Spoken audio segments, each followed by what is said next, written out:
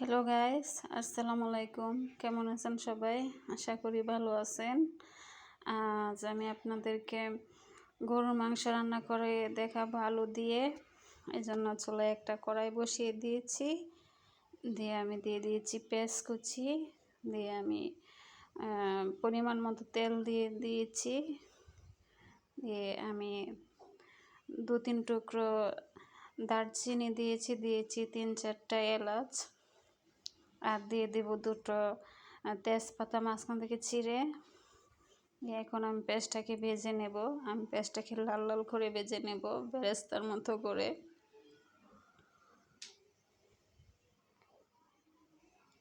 এখন আমি পেঁয়াজটা ভাজা হয়ে গেছে, এখন আমি এখানে একটু পানি দিয়ে দেব, দিয়ে আমি মশলাগুলো দিয়ে দেব। আমি সব মশলা বেটে নিয়েছি, দিয়ে দিয়েছি জিরা বাটা, দিয়েছি রসুন বাটা, এখন দিয়ে দেব আদা বাটা, আর এখন দিয়ে দেব ধনিয়া আর মিষ্টি জিরা একসাথে বাটা। এই যে ধনিয়া আর মিষ্টি জিরা একসাথে আমি তেলে বেটে নিয়েছিলাম, আর এখানে সব ধরনের গরম মশলা আমি তেলে বেটে নিয়েছিলাম। আর আমি বেশিরভাগ বেটেই মশলা, শিলপাটায় বেটে রান্না করি, এতে করে টেস্টটা ভালো হয় আমার কাছে মনে হয়। আমি ব্লেন্ডারে ব্লেন্ড করি না, আমি সব সময় শিলপাটায় বেটে তরকারি রান্না করি। দিয়ে দিয়েছি লবণ। আমার কাছে মনে হয় শিলপাটা দিয়ে বেটে মশলাটা রান্না করলে তরকারির টেস্টটাই অন্যরকম হয়। আমি ভালো করে মশলাটাকে কষিয়ে নেব, ঢাকনা দিয়ে রেখে দিচ্ছি। আসলে মশলা যত কষানো হবে ততই রান্নার টেস্টটা বাড়বে, রান্নাটা মজা হবে। কষানোর সাথে কিন্তু রান্নার মজাটা বাড়ে আর কি, স্বাদ বাড়ে। এখন আমি দিয়ে দেব শুকনো মরিচের গুঁড়া, আর দিয়ে দেব হলুদের গুঁড়া। আমি ধনিয়া গুঁড়া দেব না, কারণ আমি ধনিয়ার মিষ্টি জিরার সাথে আমি তেলে বেটে দিয়ে দিয়েছি, তাই গুঁড়াটা দেব না, ওইটাই ভালো ঘ্রাণ হবে। আর একটুখানি পানি দিয়ে আমি আবারও মশলাটাকে কষিয়ে নিচ্ছি। আমি মশলাটাকে ভালো করে কষিয়ে নিয়ে আমি মাংসটাকে দিয়ে দেব। আমার রান্নাটা যদি আপনাদের ভালো লেগে থাকে তাহলে আমার চ্যানেলটা সাবস্ক্রাইব করে, লাইক দিয়ে, কমেন্ট করে আমার পাশে থাকবেন প্লিজ। আর আমার ভিডিওটা বেশি বেশি করে শেয়ার করে দেবেন প্লিজ। আর কমেন্টে জানাবেন আমার রান্নাটা কেমন হয়েছে। আপনারা যদি আমাকে সাপোর্ট করেন আর আমার পাশে থাকেন তাহলে আমি এমন আরও অনেক ভিডিও বানাতে সাহস পাবো। আর আপনারা যারা সাবস্ক্রাইব করেছেন তাদেরকে অসংখ্য অসংখ্য ধন্যবাদ। আর যারা আমার ভিডিওটা মূল্যবান সময় দিয়ে দেখছেন তাদেরকেও অসংখ্য অসংখ্য ধন্যবাদ।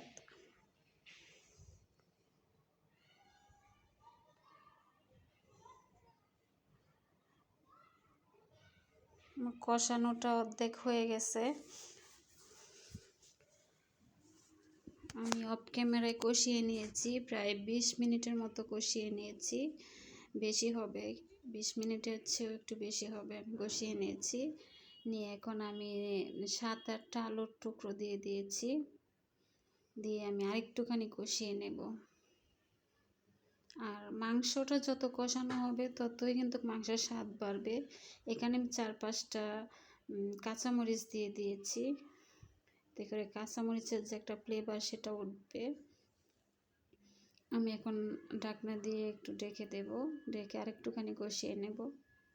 আপনারা প্লিজ কমেন্টে জানাবেন আমার রান্নাটা কেমন হয়েছে। আর অনেক আপুরা আমাকে অনেক সুন্দর সুন্দর কমেন্ট করে, আমার খুবই ভালো লাগে।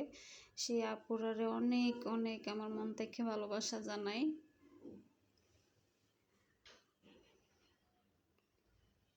যে আমি আরেকটুখানি কষিয়ে নিচ্ছি, দেখুন তেলটা কিন্তু উপরে বেশি উঠেছে, তেলটা ছেড়ে দিয়েছে। আর তেলটা ছেড়ে দিলেই বুঝবেন ভালো কষানো হয়ে গেছে মাংসটা। এই এখন আমি 4টা আস্ত রসুন দিয়ে দিচ্ছি। আমার খেতে ভালো লাগে তাই আমি মাঝে মধ্যে দেই মাংস রান্না করলে। আর এখানে ছোট ছোট দুটো পেঁয়াজ দিয়েছি, এটা নতুন পেঁয়াজ। আমি ছোট ছোট দুটো পেঁয়াজ এভাবে দিয়ে দিয়েছি। দিয়ে আর একটুখানি নেড়ে ছেড়ে দিয়ে এখন আমি একটু ভালো করে নেড়ে ছেড়ে দিয়ে আমি ঝোল দিয়ে দেব। এভাবে গরুর মাংসটা রান্না করলে সাদা ভাত, পোলাও, মানে রুটি, পরোটা সব কিছুর সাথে কিন্তু অনেক স্বাদ হয় খেতে। আমি গরম পানি দিয়ে দিচ্ছি এখানে। আর গরুর মাংসের মধ্যে গরম পানিটা দিলেই ভালো হয়, তাড়াতাড়ি সিদ্ধ হয়ে যায়।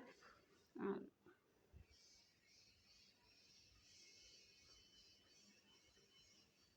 আমি পানিটা দিয়ে একটু নেড়ে ছেড়ে দেখে নিচ্ছি। আমি আরেকটুখানি পানি দিয়ে দেব, কারণ এটা তো জাল হবে আর আলু দিয়েছি, আলু পানিটা টেনে নেবে। এখন আমি আরেকটুখানি পানি দিয়ে দিচ্ছি।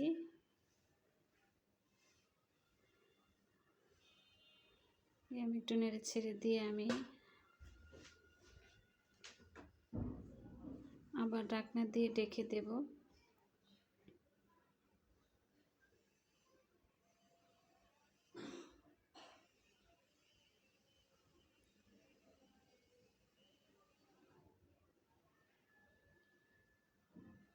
ওই দেখুন পানিটা কিন্তু টেনে গেছে, আমার রান্নাটাও প্রায় হয়ে গেছে।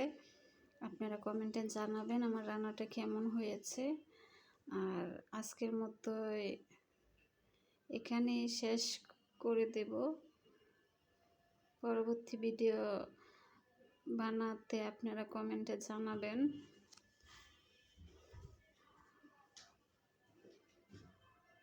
আপনাদের সবাইকে ধন্যবাদ।